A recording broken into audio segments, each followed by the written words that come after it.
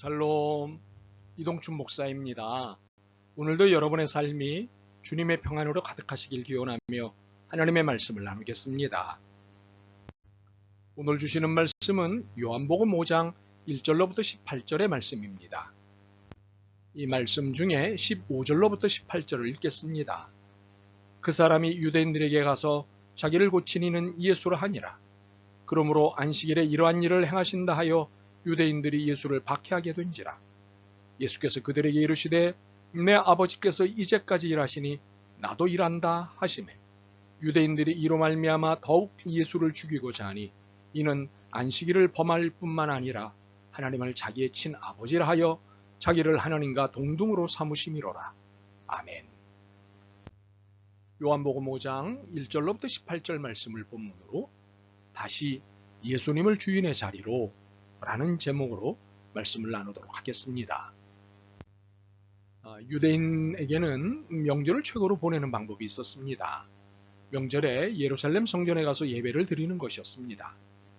외국에 살고 있는 유대인들은 평생 소원이 한 번이라도 예루살렘 성전에 가서 예배를 드리고 명절을 보내는 것이었습니다. 그러니 명절이 되면 예루살렘은 인산인해를 이루었습니다. 예수님도 명절이 되자 예루살렘에 올라가셨습니다. 그러나 이번에도 역시 평범한 방문이 될 수 없었습니다. 38년 동안이나 전신이 마비된 병자를 만나셨기 때문입니다. 물론 이런 만남이 예수님께는 일상이었지만 이번 만남은 매우 심각한 사태를 만드는 만남이 되었습니다. 병자를 고쳐주신 일에 그만 사고가 나고 말았는데 그날이 안식일이었기 때문입니다. 유대인들에게 안식일은 절대 성역입니다. 다른 것은 다 양보해도 안식일만은 양보할 수 없는 절대 영역입니다. 모든 일정이 안식일을 중심으로 계획되고 운영됩니다. 안식일은 불가침 영역으로 어떤 노동도, 오락도, 행사도 금지된 시간입니다.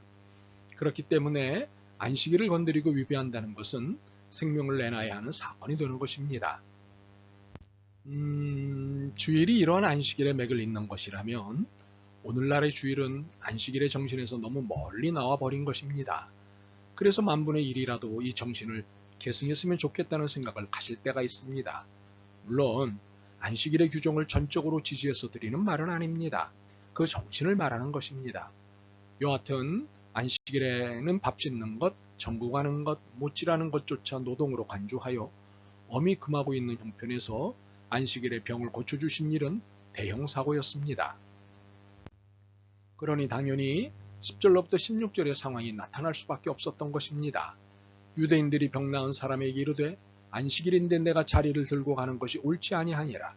대답하되 나를 낫게 한 그가 자리를 들고 걸어가라 하더라 하니 그들이 묻되 너에게 자리를 들고 걸어가라 한 사람이 누구냐 하되 고침을 받은 사람은 그가 누구인지 알지 못하니 이는 거기 사람이 많으므로 예수께서 이미 피하셨습니다. 그 후에 예수께서 성전에서 그 사람을 만나 이르시되 보라 내가 나았으니 더 심한 것이 생기지 않게 다시는 죄를 범하지 말라 하시니 그 사람이 유대인들에게 가서 자기를 고친 이는 예수라 하니라. 그러므로 안식일에 이러한 일을 행한다 하여 유대인들이 예수를 박해하게 된지라.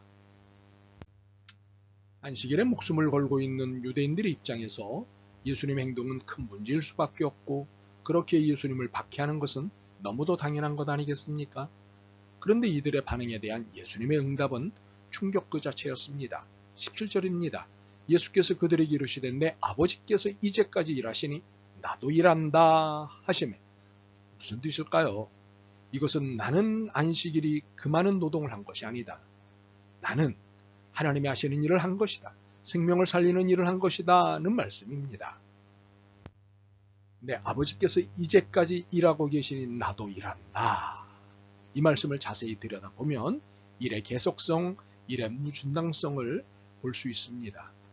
하나님께서는 단 하루도 단 한시도 중단하지 않고 일을 하신다는 것입니다. 그래서 예수님도 중단 없이 일을 하고 계시다는 것입니다. 하나님의 일은 요일을 따지고 시간을 따지고 밤낮을 따지고 계절을 따지는 일이 아니라는 것입니다. 중단 없이 계속되는 일이고 더욱이 계속되어야 하는 일이라는 것입니다. 그렇다면 도대체 어떤 일이기에 이토록 중단할 수 없다는 것일까요? 요한복음 4장을 기억해 보겠습니다. 먹을 것을 구해온 제자들에게 내게는 너희가 알지 못하는 먹을 양식이 있다며 제자들을 당혹해 하셨습니다. 그리고는 34절로부터 36절을 말씀하셨습니다.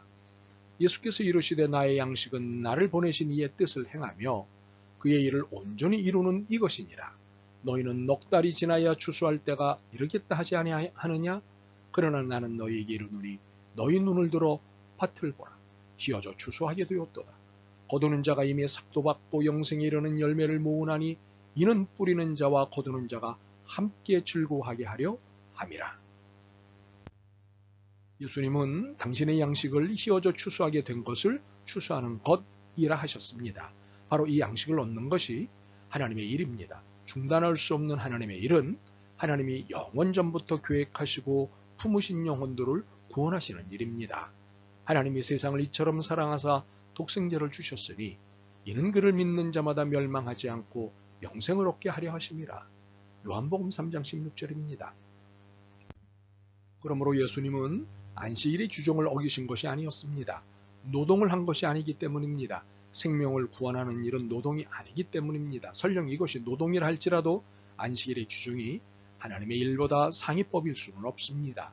천하의 안식일 그리고 안식일 규정이랄지라도 하나님의 일을 건드릴 수는 없습니다.